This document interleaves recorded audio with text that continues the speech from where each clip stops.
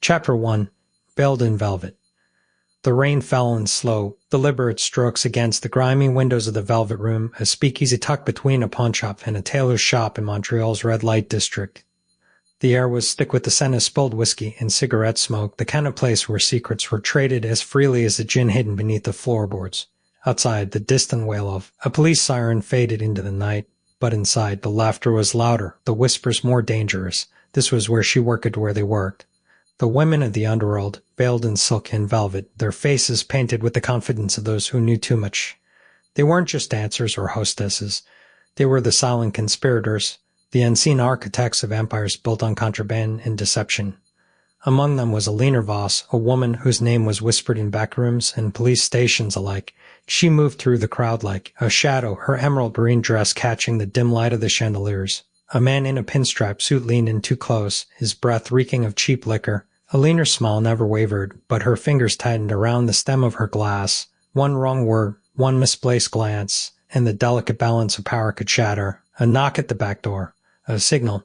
The music swelled, drowning out the sound of footsteps as a man in a long coat slipped inside. His face was hidden beneath the brim of his hat, but Alina knew him.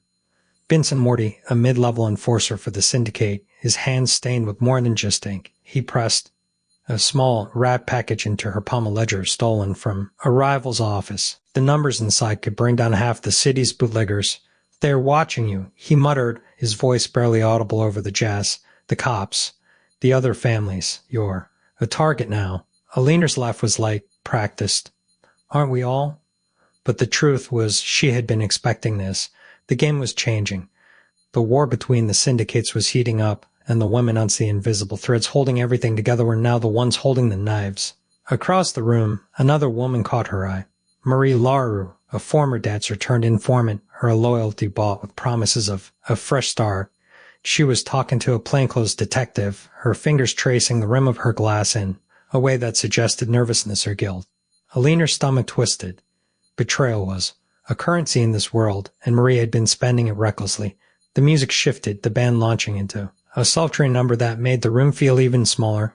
Couples swayed, their bodies pressed close, but Alina's mind was elsewhere. She thought of the ledger in her purse, the names inside, the lives that could be ruined or saved with a single word.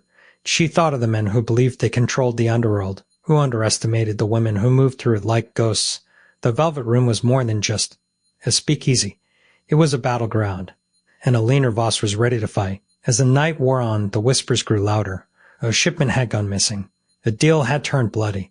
The syndicate's grip was slipping, and the women amongst the silent conspirators were now the ones holding the power. The rain outside had stopped, but the storm inside was just beginning. And in the shadows, Alina smiled. 'Cause the game wasn't over yet. It had only just begun. Word count, 11:25.